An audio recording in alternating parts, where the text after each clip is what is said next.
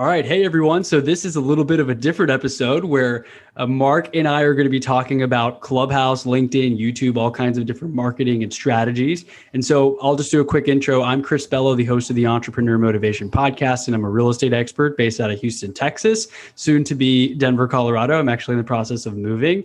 How about you, Mark? You want to go ahead and introduce yourself as well?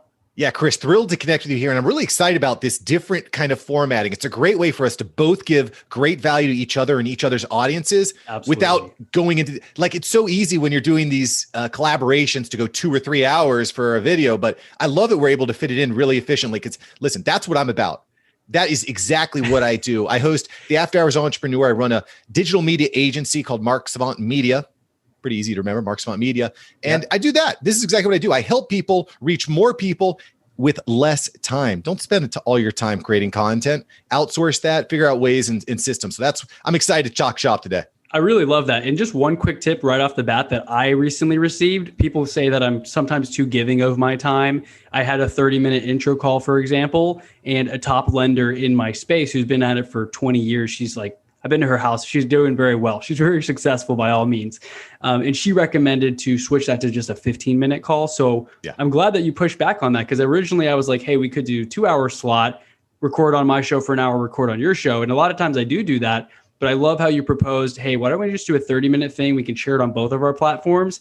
And now we can go do other content, get in Clubhouse rooms, and do a lot more activity during the day in the same amount of time. So this is the challenge of being a business owner in 2021. You got to be everywhere. You got to be on YouTube. You got to be on LinkedIn, of course. Oh, but you can't forget about TikTok. But what about Instagram? What about like you're being pulled in all these directions? And there are definitely days, I don't know if you feel this way, Chris, where you in the day and you're like, what did I feel do? Exactly. What did I actually do? I've been busy. I've been busy, but what am I actually accomplishing? So that's really what I'm focused on now is how can I be thoughtful with my time so that I can create the most impact and I can build my business, brother. Because that's why we're here. You know, I love it. And I'm going to open up my notebook because I always love jotting notes down. I mean, like you said, we can teach each other a couple things, and just from connecting and having interviews, I'm sure you find this as well. I always learn so much, and I can ask selfish questions, like something I'm struggling with. And that's why there's a lot of value in Clubhouse. We can learn from each other, take notes down, and then have those breakthroughs while we're going about our day. So you've been on Clubhouse quite a bit, right? I've seen you moderating a lot of rooms on podcasting, specifically on YouTube. Do you want to dive in on that a little bit and get started? Because I mean, I saw your followers on Clubhouse are growing very quickly because I kind of, you came on my radar like a month ago or so, and I looked again. I'm like, whoa, this guy has been consistent, growing the following, adding value. So we'd love to see what value you have to add to the audience in terms of Clubhouse. Yeah. So again, let's just define what Clubhouse is because a lot of people still don't know. It's that new social media app. So Clubhouse, just for an FYI, and I've got a ton of YouTube content on Clubhouse, and how to exceed. But Clubhouse is an audio only platform, and that's basically it, right? There's no texting. There's really very limited video elements. Like there's photos. Like that's about it. You get a photo, you get a bio, and it's all audio. And you might say that sounds boring. I'm image related, but it is extremely, extremely powerful for making connections with other humans. There's pros and cons to it, but what I love about Clubhouse, Chris, is it's really easy for me to spend time there, get valuable information, and build real relationships there, but it trickles over into these other platforms because without any texting, without any DMing, without any messaging, you have to go to Instagram. You got to go to LinkedIn. You go to Twitter. And it's that interaction there that said to me, at least for the first quarter, the first half of 2021, I'm going all in because not only is it building my business, but it's also building my influence on all these other platforms. I don't know if you've had a similar experience, and we can kind of get into some of the growth strategies there and how to really leverage Clubhouse, but it's extremely powerful when you do it right. Otherwise, it's just a complete time sink. I totally agree. Yeah. And I mean, it seems like entrepreneurs, obviously we understand that time is our most valuable asset. It takes some time to understand that very concept because we're like, well, I could get paid more per hour at this job. Why don't I just stay there and get a little raise? But then you start to learn to delegate, to outsource, to scale yourself up and buy yourself more time. And so just all these little cost cutting, or not cost cutting, but also time cutting strategies, whether in Clubhouse or LinkedIn or podcasting. All those things add up throughout the day to make us more effective. And Clubhouse has definitely been a great way to leverage. I mean, I'm connecting with you here today. We connected on Clubhouse. I sent you a DM. And then Ben Levitt as well. That was another guest I recently had on the show that probably would not have happened, or maybe it would have been a slower process if I had emailed him or his assistant and he got back to mine, right? So you're cutting to the chase. You're hearing who has value. And if something resonates, you can go directly to them. Hey, man, I'll DM you. Check your DM. And now you're looking for my DM. You're not like, okay, I'm 1 out of 1,000 DMs. Who's going to get lost at the bottom of the stack, right? So yeah, I'm finding the same thing. It's that direct human-to-human contact, which very often gets lost in some of these other social media. Like someone will throw an emoji on a post on Instagram, but have you really connected? But like to your point with Ben, you can actually have a conversation with Ben in the app, deliver valuable information, vice versa. And it's that exchange. But, to kind of answer your original kind of point with, Mark, my Clubhouse following is growing very, very quickly. It's growing my Instagram really quickly. I'd love to talk shop about Clubhouse because I think it's a huge opportunity. Yeah. I think rule number one in Clubhouse is you need to get on stage and you need to speak. That's rule number one. If you're just sitting in rooms and just listening to Damon John or listening to Zuckerberg or something like that, you're not actually accomplishing anything. I mean, the flip side is, sure, you can join like a room and kind of learn and listen, but it's really that, for me, it's about getting on as many relevant stages as possible. And there's different strategies to do that, but it's these type of collaborations that give you that opportunity. It's obscenely powerful because people come on, they ask a question, you're on stage already, maybe you're a moderator, maybe you're hosting your own room. So that also gives you that kind of that thought leadership, that authority type thing, because you've got the little green bean next to your name. So yeah, I think for me, rule number one, growing on Clubhouse is getting on stage and speaking. Yeah, I agree. Otherwise, it's just no different than a podcast. If you're just sitting there listening, you might as well go listen to a podcast. But if you're participating, asking questions that are relevant, you're having breakthroughs. But if you're a moderator, even better. Like you said, there's that positioning. You're the expert. You can chime in. And I've noticed that as well, because right before we got on the call, I was a moderator in a room that, someone just gave me the moderator status and I didn't get a chance to speak. I was like kind of listening. There was a lot of dialogue going on between other moderators. And I don't think my followers grew by any because I didn't have a chance to add value. But as soon as you speak and you add value, like I've noticed, boom, 10 followers right away. If someone liked the answer that I gave and I added value, they're going and clicking follow me. They're going to my Instagram. They're sending me a DM. But if I'm just sitting there in the audience, you're right, no one's going to know who you are. I never scroll down to whoever's at the bottom of a 300-person room to click on their profile and see what they do. I'm looking at who's speaking, who's moderating. Do I need to follow these people? And then I go over to their Instagram. Do they have credibility? Do they post a lot? Right. So in today's day and age, it is tough, but I think like a rising tide lifts all boats is a quote that I would attribute to this, because as your Clubhouse following rises, it's going to trickle into your LinkedIn, your Instagram, your Facebook. If you have funnels and things in place, right, you're going to have people on your email list, all that kind of stuff. So I think Clubhouse, man, that's been a huge focus for me lately. Like I've kind of cut down on other areas and I've increased my time on Clubhouse strategically though. Yeah, me as well. And because again, you hit the nail on the head there with the tide rising all the ships up. So as soon as you're done in a room in Clubhouse, you go to check out your Instagram, or you're doing it at the same time and taking answers and things like that, taking questions. Your Instagram is going to blow up. Like my Instagram is growing like 10% a week. It's pretty nuts right now. I'm curious to hear from you, Chris, and then I can give my experience here. What are you doing when those new followers follow you on Instagram? Are you just like giving a thumbs up and be like, this is cool, I got new followers? Or are you engaging with them directly? How are you handling that new followership? That's a good question. I honestly have not been doing a great job of handling that. I'm kind of like, cool, I got 8 new followers, 10 new followers, or someone maybe DM'd me in response to something that I said that I have offered to people, like, hey, can I get that? Or they DM me. My call to action is like, DM me free for my free guide, just to get some engagement and dialogue. So sometimes I'll do a voice message, and this is with anyone who follows me. If they hear me on a podcast or in a Clubhouse room, they hit me up. I like to give a little personalized message if I have the time, like, hey, thanks so much, Susan, for reaching out. I really appreciate that you took the time to message me. It takes me 20 seconds to send a voice message, but it means a lot more to them.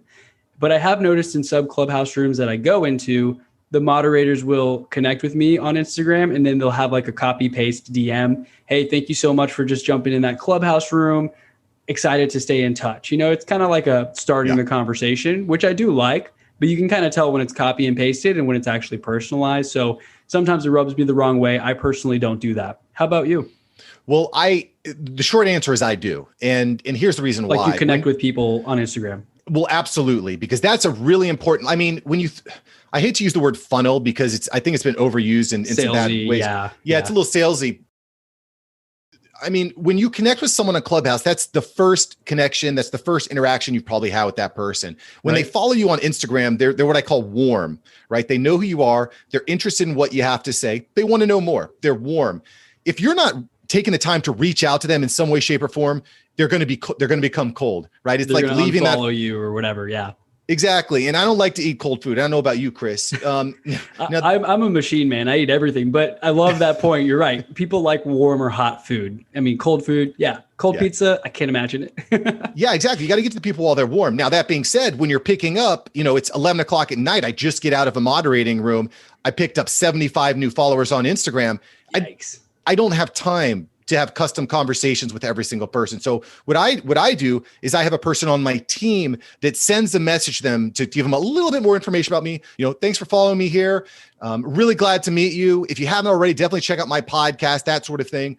And then once we get the response back, which is, 25% of the people will respond back. That's when I get involved. That's when I give that personal touch. Yeah. Okay. And that can be with a voice message, that can be with some text. In other cases, I haven't actually done this yet. This is another kind of pro tip for scaling your contact with people on DMs is you can pre-record a video message on your phone, right? You pre-record a video message and then either you or one of your team members can send that video message to that person just to kind of introduce themselves. And a lot of people won't even recognize, Chris, that it's been that it's been recorded a month earlier. Yeah. They might think you actually did that for them. So it's any way you can kind of create and scale that personability, I think is really important. Yeah, I think that's really good. I think only one thing that I heard, because I have not really implemented that much, the only downside that I heard with that strategy is sometimes if it's a person you're not connected with yet, if you send a video or picture, I know Instagram blurs it and asks them to, hey, would you like to see this message from, someone who you're not connected with yet? But I mean, if they do unblur and they watch it, and because there's so much spam out there too, I can't imagine how many DMs you get where it's like a group text with a bunch of people and just a bunch of gibberish. And so sometimes I don't even click into it. I'm just like edit, delete, check all and clean out the inbox so I know what I need to focus on. But that's a great strategy. And to your point, Chris, a lot of people aren't going to look at that video on Instagram because it's blurred out, right? Yep. But if they're a warm lead, you message them, right? Exactly. Much more likely to open it. That's a great strategy, man. So I just wrote that down. So you send like a templated message to everyone. Like if you have 75 people, I understand you can't send 75 voicemails or you're going to be up till 2 a.m., right? After that Clubhouse room. And so once they reply, maybe 25% get back to you, then you're sending them a personalized message and the video would go through because it's now a connection. Even Facebook does that where once you start messaging, it's like, okay, you can now message each other because you've exchanged a few messages and you allowed that person into your inbox. So that's an awesome strategy. I'm definitely going to implement that because you're right. When they're warm and they know you, that's the best time to take them, a step further to getting to know you, not to necessarily take them through the funnel or sell them on something, but just to really make sure you solidify that relationship and you thank them for their time, for going over to your profile, showing you support, asking for your free guide or listening to your podcast, whatever it may be. Yeah. And these types of things that we're talking about, nobody's doing it, or at least very few people. So it's a really good way of standing out. People, when you send someone that custom audio message like you're talking about, or a video or something, a lot of people are just blown away. They've never even seen anything like that. So it's really big. Going back to Clubhouse for a minute too, though, this is another strategy I think is really valuable for people because everyone understands that social media is rented land, right? Facebook, Twitter, they could kill your algorithm at any time, or you get banned, suspended. Who knows? It's a rented land. Okay. And obviously, as entrepreneurs, business owners, we're trying to grow our influence. We don't like rented land. We want to make sure that we own that relationship. Okay. So a way that we do that is by building our email list, building our network on our email. That can be very difficult now because a lot of people don't want to be on email. So I've developed, I think what's, at least for me, become a very compelling offer. When I'm hosting these really fantastic Clubhouse rooms, generally go for a couple hours or so, a lot of people were all asking me, for like a summary of what happened. So I said, you know what, I'm going to put that into a weekly newsletter.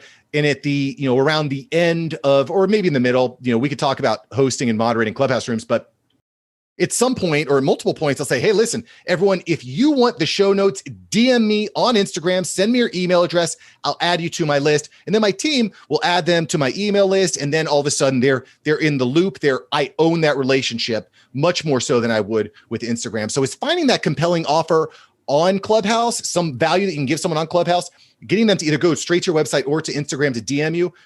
It's really helping me to grow my email list quite tremendously. So I'm excited about that. Yeah, that's really powerful, man. And I love how you said, I want to touch on that point that you said your assistants do that. Like you're not spending hours and hours pulling emails and doing that yourself. You have that all automated so that you can spend more time going in more rooms, adding more value, because that's one thing that you really can't.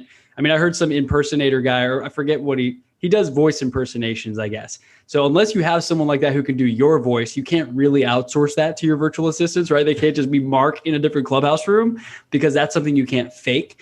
And so it has to be you authentically, just like you and I here in front of video. I mean, as of the time of this recording in 2021, maybe CGI, right? But I look like a Grand Theft Auto character if it wasn't really me sitting here. And so our time is valuable. We've got other calls after this. We had calls before this.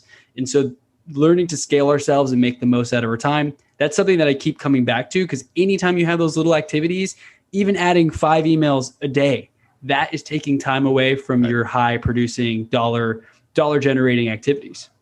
Right. Because you're opening you're opening this program, you're logging into this program. Oh, I forgot my password. So I got to log into anything. Little minutes add up here and there, man. Exactly. Tim Ferriss said this, I think, in the best way possible. And he's that what my goal is to make one decision now that prevents 1,000 decisions in the future. Absolutely. And once you start executing on that, your world changes instantly. It's so powerful. The challenge, though, with that is, and you kind of alluded to this earlier, Chris, as you start to scale that out, as you start to scale that personalization and all these touches, you lose some of that personal touch. And so this is one of the challenges, I think, when you're in your infancy stage of digital media, it's easy. You're getting a couple DMs a week or something.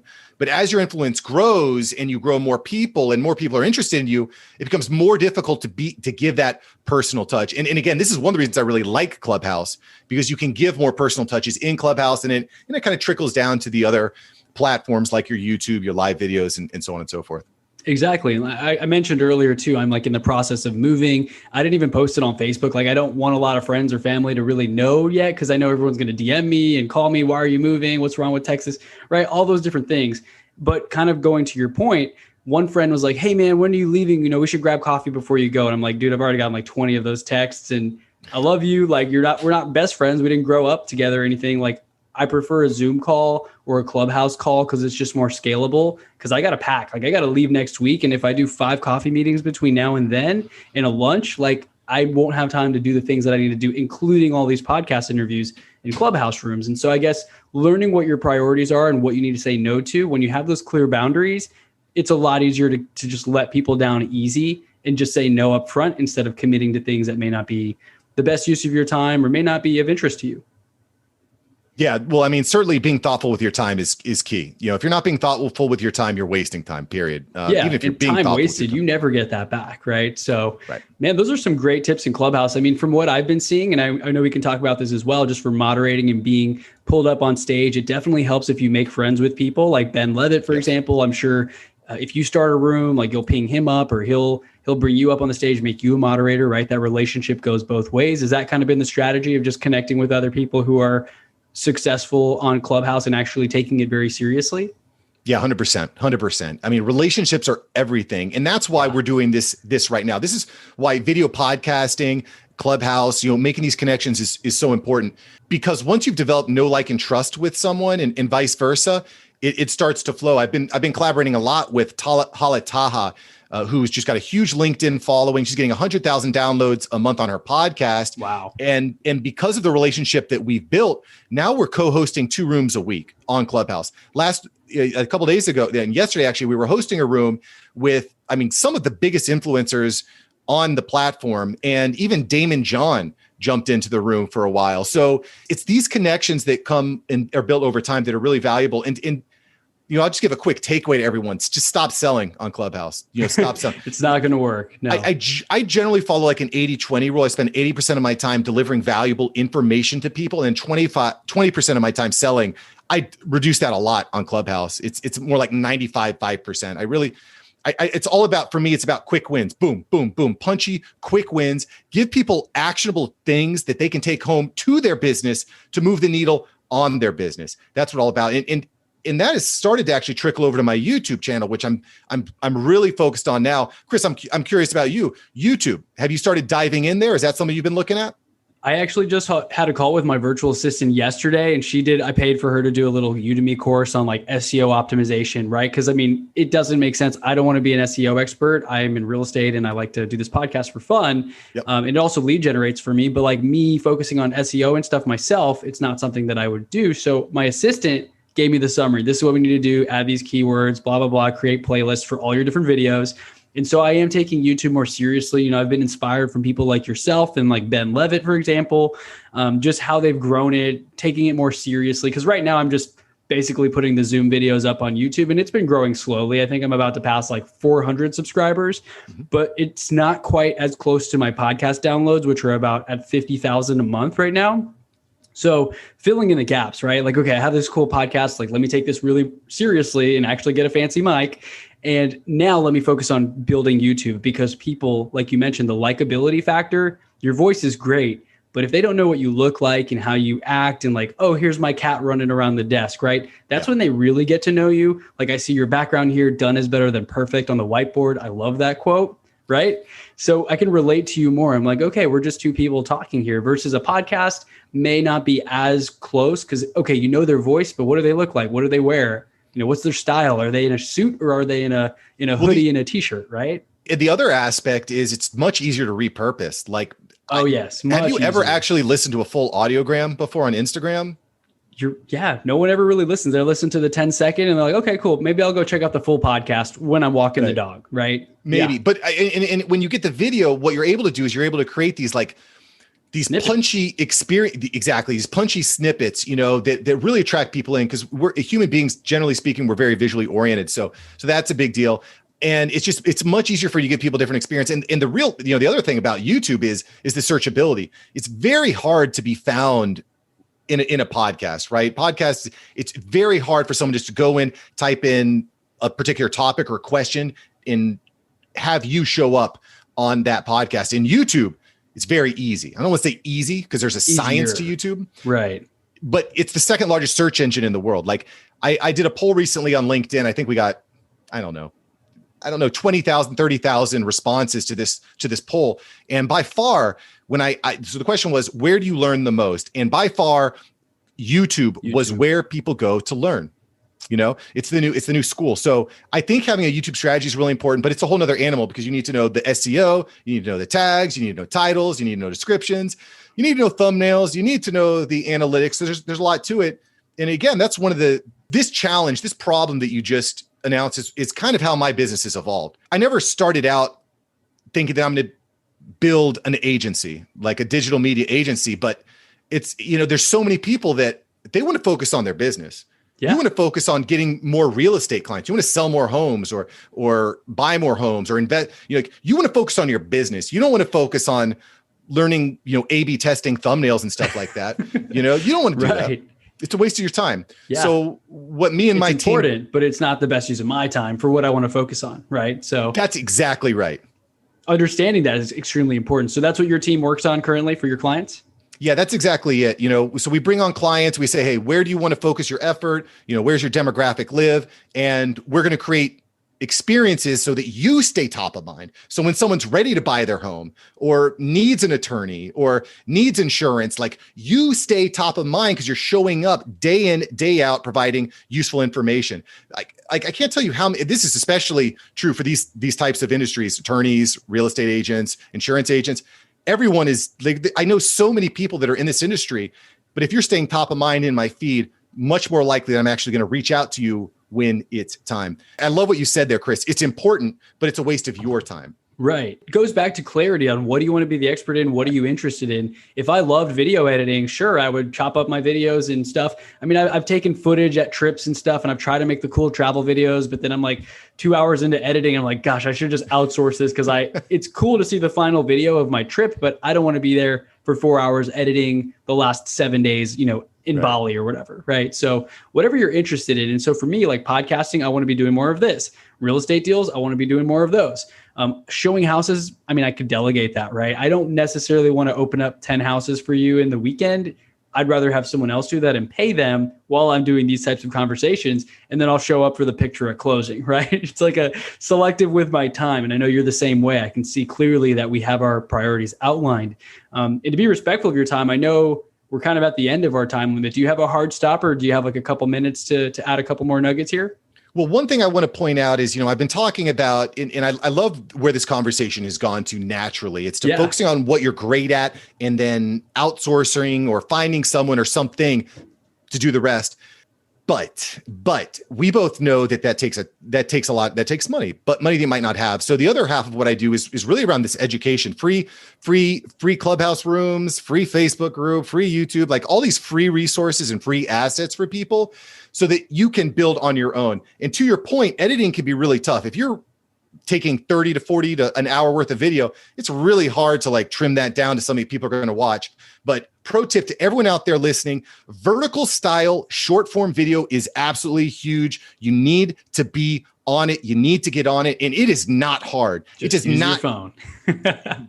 That's exactly right. You use your phone, you pick up a $10 or $15 lavalier mic, you post it up on a little tripod or on a bookshelf, and then you talk to your audience for 30 seconds, 60 seconds. You clean it up a little bit with a free platform like KindMaster, or if you want to do something more comprehensive, you can do that. But that short form video all of a sudden can reach people on several different platforms. So that is something I'm absolutely huge on. We're starting to play with YouTube Shorts. We're playing with Instagram Reels. We're playing with TikTok. And I'm very, very excited about short form vertical style video. I'd encourage everyone to get on it and start playing with it. It's what you want to be doing in Q1, Q2 of 2021. Yeah. And a lot of people let that stop them because they think you need a fancy camera, you need a podcast mic, you need all this stuff. Dude, you can do a $10, $15 lavalier mic in your phone. Like you said, most people have the latest phone or whatever, maybe 2 versions old, which is perfectly fine. And one thing is model people who are doing that, right? I see Tony Robbins and Dean Graziosi, like they're using their phone, it's shaking. I can see their kitchen in the background. It's informal, it's personalized in a way where you feel like, oh, they're just like me, right? They know my problem. They can answer what it is that I'm looking for. And so it's super easy for anyone listening who thinks you need like the perfect quality stuff. You don't. I mean, you can just get away with doing 30-second videos, put the ads up, connect with people, and you'll grow your audience and following. Yeah. And honestly, you don't even need an editing software. I mean, it makes it easier because you can cut out like the places where you feel awkward or you speak awkwardly. But listen, if you can deliver a clear point in 30 seconds, that's a video. Yeah. Post it. Just Boom. Post it. Just post it. I think it's really easy to overthink it and to get in our own head, but you just post it. You don't know what's going to stick. You got to put it out there. And that's what I would challenge everybody to do. If you really want to take it to the next level, you can, of course, work with an agency like I have at Mark Savant Media or whoever, but you need to be thinking about ways that you can show up to more eyeballs via what we're looking at right now. This digital media, it's an incredible asset. You need to be on it right now. You cannot afford to wait because it's going to get harder and harder to show up over time. Yeah. And it's never too late to start. I mean, people are like, it's too late to start YouTube. It's too late to start podcasts. Just start, do your work, learn, grow, and you're going to start to see progress. If you keep waiting 2 years from now, it's going to be an even worse time to start, right? The best time to plant a tree was 20 years ago. The second best time is now. That's another great quote. Just get started. And so we've talked about a lot of great stuff here, and we dove in, I guess is the right word, into Clubhouse quite deeply, I guess. Is that we dove in deep, whatever. You know what I'm trying to say. But that I think is going to be the tide that lifts all ships. And so Clubhouse has become a huge focus for me. Thank you so much for your tips as well, Mark. I jotted down a couple of notes that I have not been implementing, but I will start implementing ASAP. Do you have any last takeaway you'd like to leave the audience before we end this one? Yeah, I'm just thrilled to be here. I would just challenge everyone, just to your point, to keep trying new things. Clubhouse is super hot right now. In a year, we might be on to the next thing. Right. but you got to be trying new things. And that's really what I'm focused on is helping people to recognize this is my goal. This is where the trends are at right now. How can I dive in and how can I capture people's attention? Now is a really, I think it's a really special time in human history. I mean, there's a lot of challenges that we're dealing with now, but it's the opportunity is there. And I'm just thrilled to connect with you here, Chris. Again, my name is Mark Savant. You can find Mark Savant Media all over the web on your favorite app. You can find Mark Savant Media. I would certainly love to help out any of your audience in any way I can. And how about you, Chris? Where can all the Mark Savant Media and all the after hours entrepreneurs, where can we find Chris Bello? Yeah, I appreciate that. So you can find Chris Bello for all your listeners or my listeners who aren't really following me. You should go follow me on other platforms. I'm on Instagram. I'm on YouTube. I'm growing all those things. I'm on Clubhouse, of course. But if you go to chrisbello.com, just my name, first name, last name, .com, you can connect with me. It's got all the links. It's got my YouTube and all of that as well. And then find us on Clubhouse. I mean, you and I have been in a couple of rooms together. I'm sure we're going to be talking about podcasting, YouTubing. For anyone who's interested in talking about those topics, that's the best time to reach us. Instead of booking 10, 15-minute calls, we can all talk right there together and brainstorm and learn from each other. So chrisbello.com, and we're going to make sure we drop your links in my show notes as well, Mark. And thank you once again for your time. Keep rocking, Chris. Before I let you go, I need to ask a rapid fire question. I'd love to ask all my guests. Chris, if you had 10 seconds with yourself 10 years ago, what would you tell Chris? Maybe reconsider getting that college degree. I don't know if I really find value in it, honestly. You know, I went to Texas A&M. Okay, 10 seconds is up. But basically, I don't know if I really find value in it for being an entrepreneur. How about you, man? What would you say for that question, rapid fire?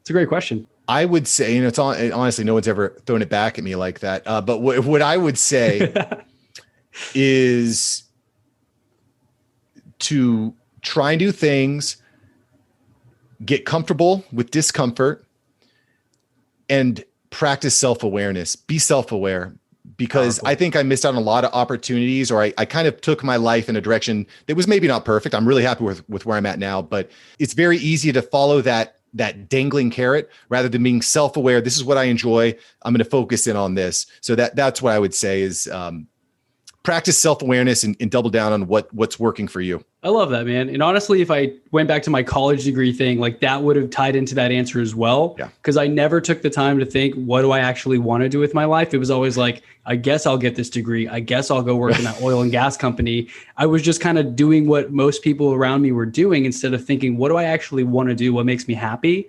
So if I had to boil down my answer to that, I think I would mimic what you just said about self-awareness.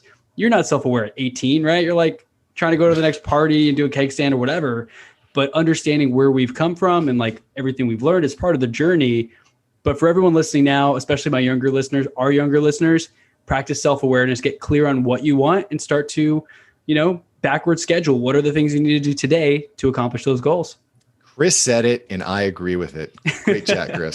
Thank you once again, Mark. Great to connect with you on here, and we'll be in touch soon.